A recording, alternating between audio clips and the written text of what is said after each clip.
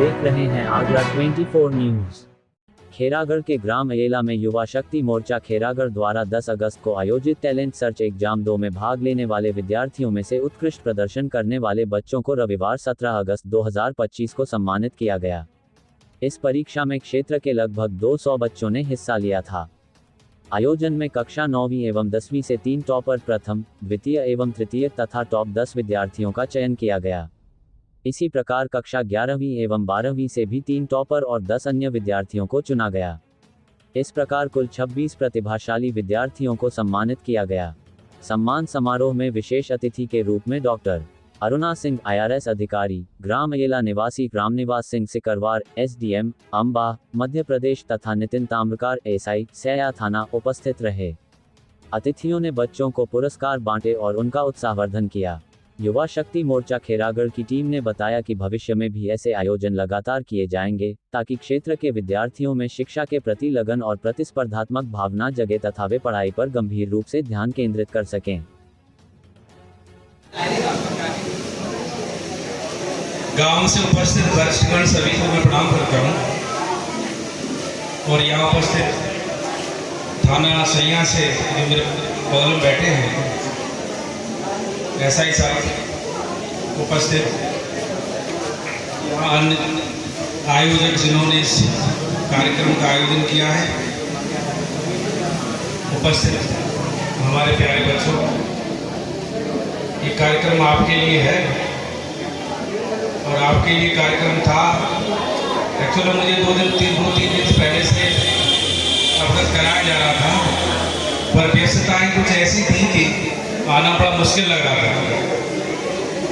क्योंकि हमारे यहाँ तहसीलदार लोग हड़ताल पे हैं, तो मुख्यालय में कोई एक आदमी रहना चाहिए। मेरे पास 2 तहसील हैं, इसलिए मुख्यालय से बिना DM की अनुमति के हटना हम लोगों के लिए थोड़ा सा मुश्किल होता है, हटना भी नहीं चाहिए। सुबह भी हरिश्चंद्र जी से बात हुई, तब भी मैंने मना कर दिया था। बड़ी इच्छा थी आने की, लेकिन कुछ स्थितियाँ ऐसी होती हैं।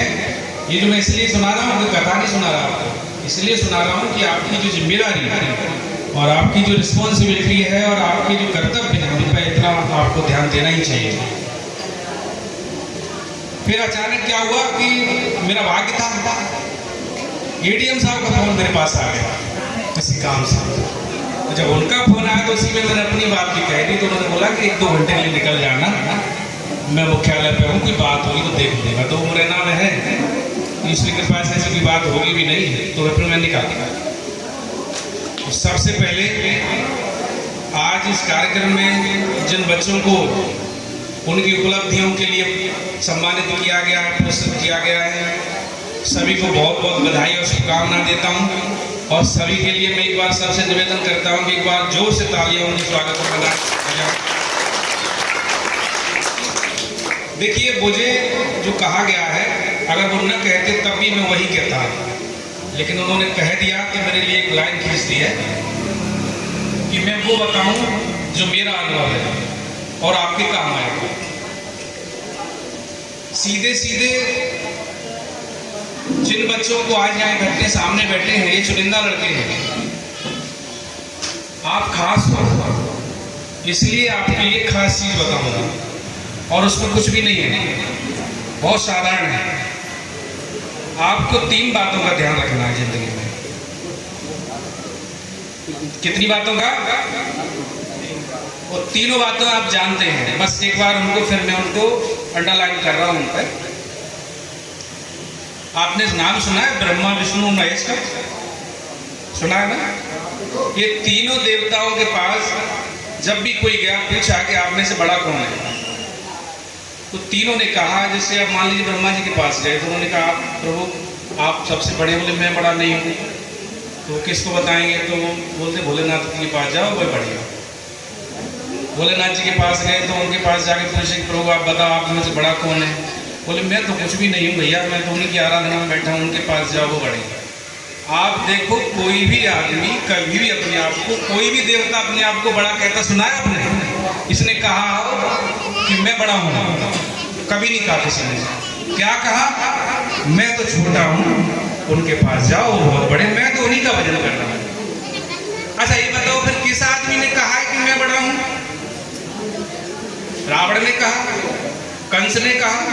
मतलब आप देख लो, दूसरी पारी में वो खड़े हुए जिनको कोई पूछता नहीं है, पूजता नहीं है, वो कहते हैं। एक तो सबसे पहले अहंकार आपके अंदर और मेरे अंदर नहीं होना चाहिए कि मैं बड़ा हूं। सारे झगड़े की फसाद केवल ये अहंकार होता है कि मैं बड़ा हूं, जबकि वाकई में मैं बड़ा हुई नहीं, मैं कुछ हुई नहीं। अपने को शून्य में मानो, विद्यार्थी मानो। आप आज से सोचना, आपको आप विशेषण लेकर यहाँ आए हो तो आपको सम्मानित किया गया है, तो आप जरा सीना चौड़ा करके चलना शुरू कर दे, दूसरों को गिने। ये ध्यान रखना, ये कुछ भी नहीं है, ये मात्र आपकी मेहनत का, जो मेहनत की वजह से जो अंक आए उसको हम सम्मानित कर रहे हैं। ऐसे ही चलते रहोगे, ऐसे ही पढ़ते रहोगे। ये अंक क्यों आए हैं? जब आपने मेहनत की है। और मेहनत कैसे की जाती है, कुछ कुछ आप समझ गए हो। वही मंत्र है जीवन में सफलता का। ठीक है। दूसरा पॉइंट, पहला क्या था? कभी भी अहंकार नहीं करना है, अपने आप को शून्य में मानना है कि अभी कुछ भी नहीं है। ज्ञान के मामले में भी नहीं है, कुछ भी प्राप्त नहीं किया आपने अभी तो बहुत बाकी है ना। सघन वन और अंधेरी, मूक निमंत्रण चलना है। अरे हमें आराम कहाँ, बहुत दूर तक चलना है। अरे आराम नहीं करना है आपको, अभी तो शुरुआत है, लेकिन घबराना नहीं है। ऐसे ही चलते रहोगे तो ऊंचाइयाँ आप चढ़ते जाओगे। शुरुआत ऐसे ही होती है। आपने तो इतने अच्छे अच्छे नंबर, मैं सुन रहा था किसी का इतना परसेंट है, इतना, हमारे तो कुछ नंबर भी नहीं आते थे। इतने नंबर कभी नहीं आए। गोविंद शर्मा जी बैठे हैं, हम दोनों क्लास फेलो हैं, साथ पढ़े, मेरे से इनके नंबर ज्यादा आते थे। दिन भर खेलना, घर पे पढ़ना नहीं। लेकिन क्या था फिर ऐसा, जो दूसरा पॉइंट आ रहा है मेरा, खास बात ये थी कि मेरे जो माँ बाप थे, दोनों का एक ही उद्देश्य था कि तू पढ़ के आ। ये उनकी कृपा है, उनका आशीर्वाद है। जब भी मैं पढ़ने बैठ जाता था तो मुझसे काम की निकाल जाता था। समझ गया? मतलब जब मुझे कोई काम नहीं करना होता था तो मैं क्या करता था? पढ़ने बैठ जाता था। मुझे पता है कि कुछ काम नहीं करना है तो किताब निकाल के, बेशक नहीं पढ़ रहा, लेकिन ऐसे ही बैठ जाता। तो मुझसे पिताजी मेरे काम की नहीं कहते थे। तो इसका थी तो बदमाशी थोड़ी मेरी, लेकिन लाभ हुआ ना कि किताब तो खोल के बैठा हूं ना। धीरे धीरे ये भाव स्थायी हो गया और पकड़ गया। दूसरा इसी का पॉइंट है, मेरे पेरेंट्स हमेशा ये कहते थे स्कूल जरूर जाना है। सुबह ही तैयार कर दिया और स्कूल चले गए। आप लोगों को अच्छे अच्छे बैग हैं, ऐसी सुविधाएं हैं, हमारे जमाने में नहीं थी। एक कट्टा हुआ करता था, जानता गोरी, एक पट्टी हुआ करती थी और एक पाड़ा, एक छोटी सी किताब जिसमें 4 या 5 पेज हुआ करते थे, उसमें ही सब कुछ होता था। कक्षा 2-3 तक यही चलता था। उसमें ही आई रहते थे। ABCD का तो कक्षा 6 के बाद शुरू होगी, अभी नहीं होगी। उसी में उसी में कुछ लिखना पढ़ना, उसी में गिनतियाँ, उसी में पहाड़े। सुबह जाकर पट्टी को लेकर जाते, तैयारी हमारी शुरू हो जाती। पोलिंगा लाते, फाड़ के उसमें पोतते थे उसको, फिर घोंटा होता था, घोंटे से पट्टी को घिसते थे, चमकाते थे, फिर लाइनें खींचते थे उस पर, मतलब लग जाते थे सुबह स्कूल में जाके। दिन भर का काम ये था, वो स्कूल में पढ़ते थे। पेरेंट्स के द्वारा कभी स्कूल से रोका नहीं गया। ये पॉइंट स्टूडेंट और पेरेंट्स दोनों के लिए है। केवल ये पढ़ाई की जिम्मेदारी केवल स्टूडेंट की नहीं होती, ये हमारे पेरेंट्स की होती है। आज मेरे माता पिता अगर किसी काम में मुझे लगा देते और ये वाला भाव न देते तो शायद मैं यहाँ तक नहीं पहुँचता। उन्होंने मुझे बिल्कुल खुला छोड़ दिया। कई बार पहलवानी करने की इच्छा हुई, जोड़ हुई, एक दिन चला गया रात को, मैं जोड़ घटा होते थे वहाँ, तेल लगाते थे लोग। सुबह डांट तो पड़ी तो फिर डंडा भी पड़ा और कहा कि पढ़ना है तो फिर भैंस ले देते हैं दो। उन्हें ये बार पहलवानी करनी है तो भैंस ले लेते हैं और पहलवानी करो, फिर एक काम करो। दूसरे इसके बाद कभी नहीं गए। मैं इसलिए चीजें बता रहा हूँ कि ये बच्चों से जिनको पढ़ाना है दूसरे काम लें, पर प्राथमिकता उनकी पढ़ाई को दें। इनकी उम्र पढ़ने की होती है, एक बार पकड़ गए तो फिर वो खुद पूछ लेंगे कि साथ में पिताजी आपका ये भी सहयोग हम भी करते थे अपने गाँव में जितना बनता था, पर पिता और माँ की तरफ से मेरा हमेशा रहता। तो पेरेंट्स के लिए ये है कि बच्चों को हमेशा पढ़ाई पढ़ाना, और बच्चों का क्या है दायित्व है। अब मैं आपकी तरफ से बोल रहा हूँ, मैं बच्चा ही हो गया हूँ थोड़ा सा, हमारा दायित्व ये है रहेगा कि हम पढ़े टाइम से स्कूल जाएं, जितना पढ़ा जाए उतना पढ़ें, खेलना है तो खेलें भी, पर पढ़ाई को टॉप प्रायोरिटी पर रखें।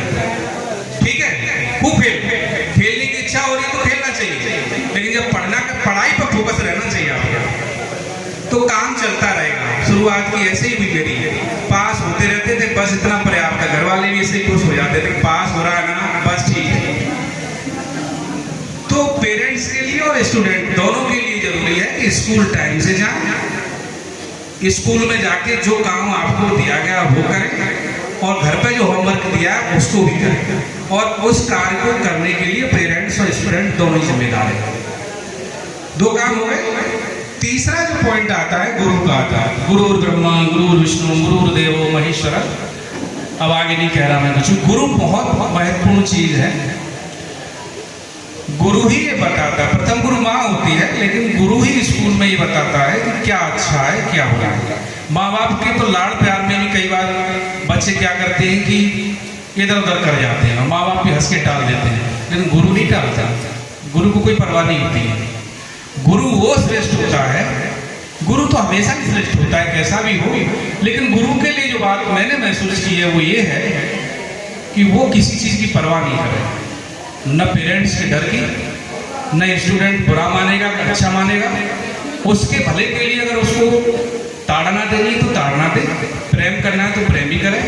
गुरु बहुत महत्वपूर्ण चीज है, गुरु का दिया वो सूत्र ही काम आता है। गुरु गोविंद दो खड़े बाके बलिहारी गुरु आपने गोविंद, गुरु नहीं बताया कि गोविंद खड़े पैर प्रणाम कर लो। कौन बताएगा आपको कि गोविंद कहाँ है? हम कैसे पहचानेंगे ईश्वर कहाँ है? कोई नहीं पहचानता ईश्वर को, अगर आ भी जाए सामने तो कैसे पहचानोगे? तो श्रेष्ठ गुरु ही बताता है कि ये परमात्मा सामने खड़े हैं, इनको आप प्रणाम करो। कौन बताएगा? अच्छा कौन बताएगा? बुरा कौन बताएगा? आपके लिए क्या प्रोग्रेसिव है वो कौन बताएगा? और कहाँ क्या कार्य नहीं करना चाहिए वो कौन बताएगा? मुझे ध्यान है मेरे बच्चे कई बार मेरी बात नहीं मानते थे, बोले नहीं स्कूल में टीचर नहीं बताया, हम ऐसे ही करेंगे। एक बार एक समीकरण सॉल्व कर रहा था छोटा वाला बेटा, उससे वो समीकरण सॉल्व नहीं हो रहा, और उसे भरोसा ही नहीं था पापा भी सॉल्व कर लेते होंगे, सही में बता रहा हूँ। तो मैं देख रहा था कि बहुत देर से लगा है, इसने 2-3 पेज भर दिए, सॉल्व नहीं कर पा रहा है, तो मैं बैठ गया उसके पास में, क्या हो गया पापा रहने दो, मैं पैसे मूड खराब। तो मैंने तुम कर क्या रहे हो? अरे तू इसमें से ऐसे करके ऐसे करना जाना, उससे क्या हो, कर तो सही, किया तो हो गया तो जहाँ बैठ 2 कदम मतलब 2 फुट ऊपर बोला, बोले पापा ने बता दिया मुझे। तब उसकी मदर ने कहा पापा मैथमेटिक्स से ही है, तो तुम इस चक्कर मत रहो। इसके बाद उसको भरोसा हुआ, फिर उसने आगे की चीजें पूछना शुरू कर दिया सरल कर। कहने का तात्पर्य मेरा ये कहना चाह रहा हूँ, कई बार गुरु की बात इतनी प्रमुख होती है और होनी ही चाहिए कि माँ बाप की बात बच्चे नहीं मानते हैं तो गुरु की मान लेते हैं। ये जिंदगी में आपको आगे बढ़ाने वाले 3 ही पात्र हैं, माँ बाप और गुरु। ये 3 की आपने कैसे भी गुरु हो, कैसे भी माँ हो, कैसे भी पिता हो, कभी आप आलोचना नहीं कर सकते। आपको ये अधिकार दिया ही नहीं है, न आर्थिक रूप से, सामाजिक रूप में, धार्मिक किसी भी रूप में आपको अधिकार नहीं है, किसी को भी अधिकार नहीं।